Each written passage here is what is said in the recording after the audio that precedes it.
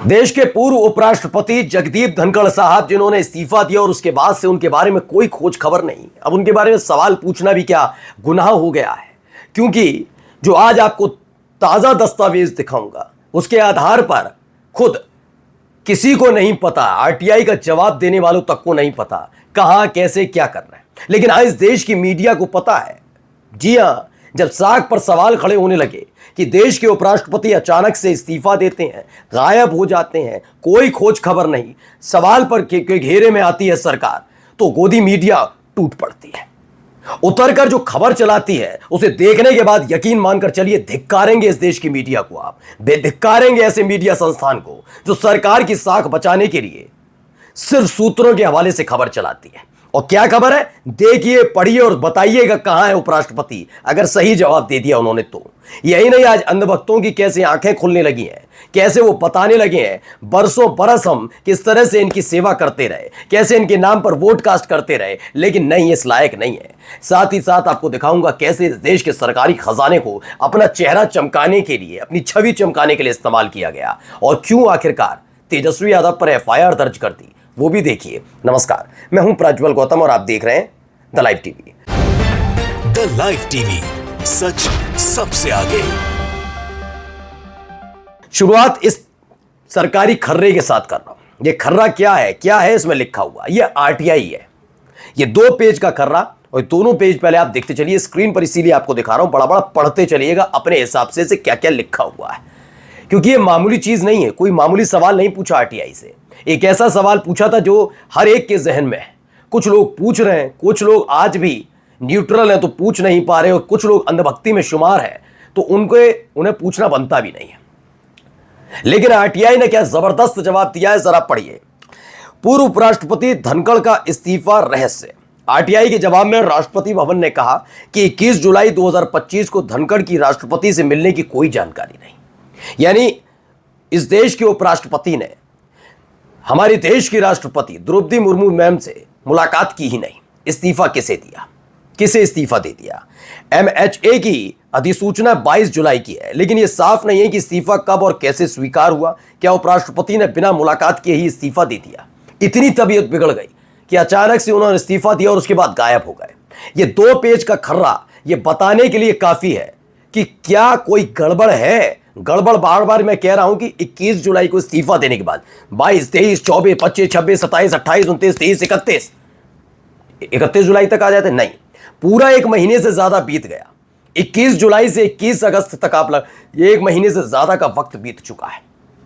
जगदीप धनखड़ साहब कहां है, कुछ पता नहीं। लेकिन इस देश की मीडिया को देखिए, उनको कोई फर्क नहीं पड़ता। ये वही मीडिया है जब टीएमसी के एक सांसद ने राहुल गांधी के सामने खड़े होकर जगदीप धनखड़ साहब की मिमिक्री कर दी थी, तो चीख चीख कर दंगल महादंगल ज्ञान की पाठशाला से लेकर ब्लैक एंड व्हाइट किया जा रहा था। बताया जा रहा था कितनी गलत हरकतें करते हैं विपक्ष के सांसद, उपराष्ट्रपति की पद का तौहीन, उपराष्ट्रपति का तौहीन कीर्ति, ये तमाम चीजें। लेकिन आज इन्हें कोई फर्क नहीं कि वो उपराष्ट्रपति कहां है, इनका जमीर नहीं जागता। इसीलिए मैं कह रहा हूं, आने वाली पीढ़ी तुम्हें धिक्कारेगी, याद रखना। आने वाली पीढ़ी क्या, ये पीढ़ी तुम्हें धिक्कार रही है कि तुम में हिम्मत नहीं है सवाल पूछ पाओ कि 21 जुलाई से इस देश के पूर्व उपराष्ट्रपति अचानक से इस्तीफा देके कहां चले गए।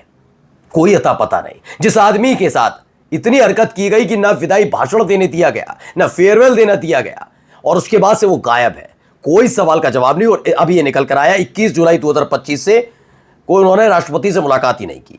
अब देखिए, इसी को लेकर राकेश पाठक है, उन्होंने कहा धनखड़ के इस्तीफे पर रहस्य गिरा है। आरटीआई के जवाब में राष्ट्रपति भवन ने कहा हमें कुछ नहीं पता। ये इन्होंने पूरा प्रोग्राम किया, डॉक्टर राकेश पाठक ने, उन्होंने कहा कि हमें कुछ पता ही नहीं है। एक आरटीआई लगाई गई, उससे पूछा कि इस्तीफा कैसे, कब, क्यों, क्या, उन्होंने कहा हमें कुछ पता ही नहीं, कैसे इस्तीफा बताइए।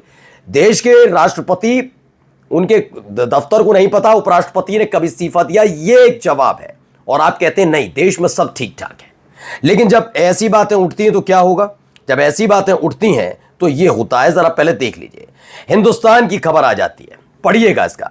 जगदीप धनखड़ अभी कहां है, कैसे बिता रहे हैं अपना समय, ये पूरी जानकारी हिंदुस्तान को लग जाती है। लेकिन जानकारी पढ़िए, हेडलाइन पर मत जाइए कैसे जानकारी, अभी जानकारी देखिए।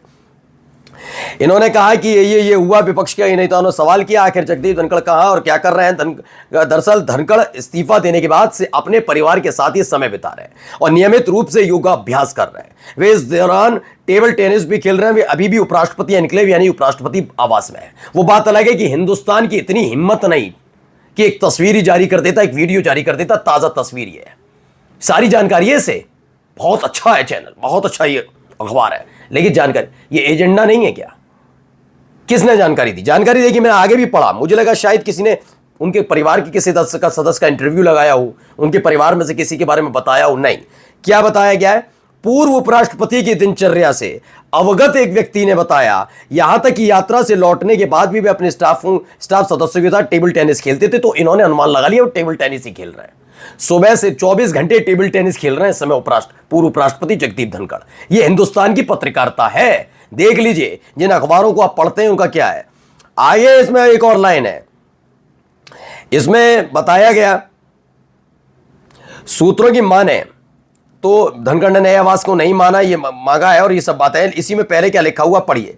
धनखड़ की दिनचर्या से वाकिफ लोगों ने बताया वे नियमित रूप से योग अभ्यास करते हैं और उपराष्ट्रपति एन्क्लेव में अपने शुभचिंतकों व स्टाफ के सदस्यों के साथ टेबल टेनिस खेलते हैं। बस हो गया, कुछ पता नहीं है इसे, लेकिन सरकार की साख बचानी है तो इसीलिए ये सब किया जा रहा है। अब ये सवाल पूछा जा रहा है, जरा सुनिए। अरे जिस देश में राष्ट्रपति गायब हो जाता हो तो वोट तो बहुत छोटी चीज है भाई। आपको पता हो तो बताओ, उपराष्ट्रपति थे यहाँ पे, वे गायब है, उनका कोई बयान नहीं, कहीं कोई उसके बाद में उनसे मिला हो बताओ।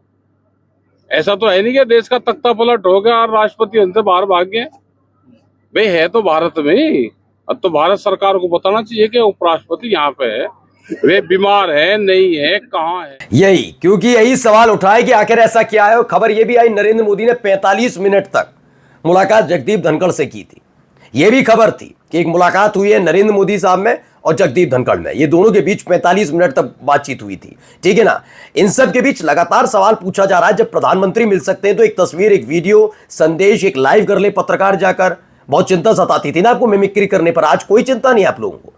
राष्ट्रपति भवन तक को नहीं पता कि कब इस्तीफा दे दिया, मिलने तो आए नहीं जगदीप धनखड़ साहब, किसने इस्तीफा स्वीकार किया, कोई जानकारी राष्ट्रपति भवन के पास नहीं, या किसी को जगदीप धनखड़ की जानकारी नहीं। वहां हिंदुस्तान जैसा अखबार चला देता है कि वो बताते थे कि ऐसा करते थे तो वही कर रहे होंगे, बस कर रहे हैं, ये मालूम नहीं है, कर रहे होंगे, वही कर रहे होंगे। कोई गायब हो जाए ऐसी कहते हो ना, ऐसी राजीव कुमार का पता नहीं, पूर्व चुनाव आयुक्त का, मतलब वो फिर भी क्या करेंगे, सूत्र को अगर मूत्र कह दिया जाए तो बड़ा चिढ़ जाते हैं बीजेपी वाले और ये गोदी चैनल के। आपका ये सूत्र है क्यों, ये कर रहे होंगे, ये कर रहे होंगे, क्या कर रहे हैं पता है, कंफर्म है? नहीं, किसी को कुछ नहीं पता। एक हमारे देश के उपराष्ट्रपति गायब, हमारे देश के पूर्व उपराष्ट्रपति के साथ साथ पूर्व चुनाव आयुक्त गायब, दोनों के बारे में सूत्रों के हवाले से खबर चली और अंट शंट चल रही है। और ये फिर भी सब चंगासी।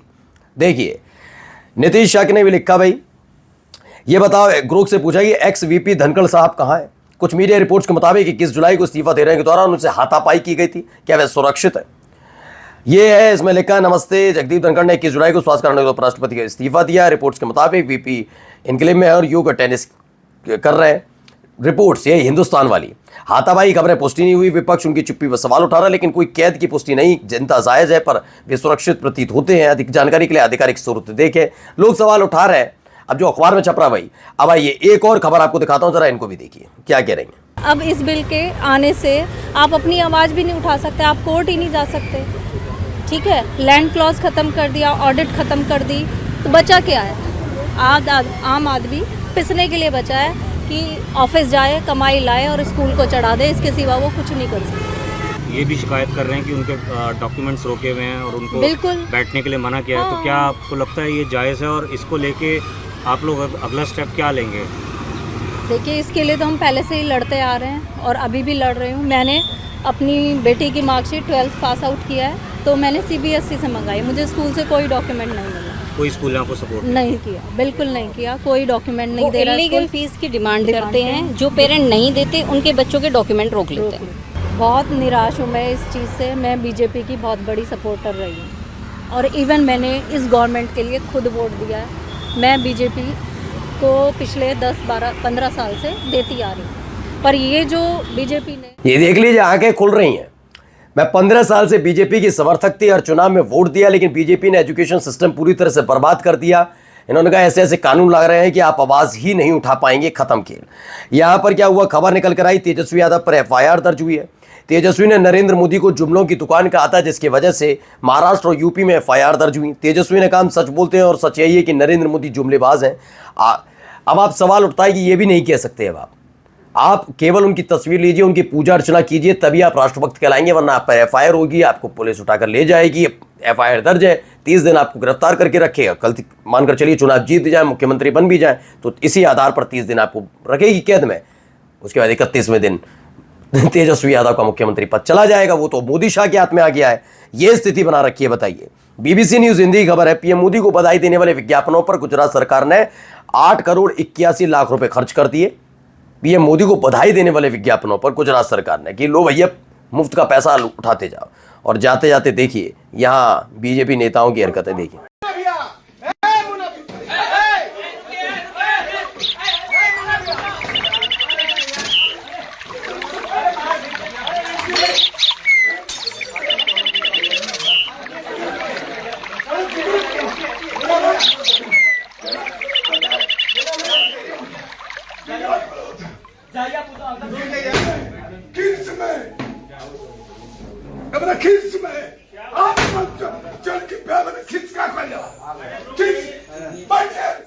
ये लफंगा कौन है, मैं लफंगे के बारे में बताता हूं। बलिया की खबर है, बीजेपी कार्यकर्ताओं ने बिजली विभाग के अधीक्षण अभियंता की जूतों से पिटाई कर दी।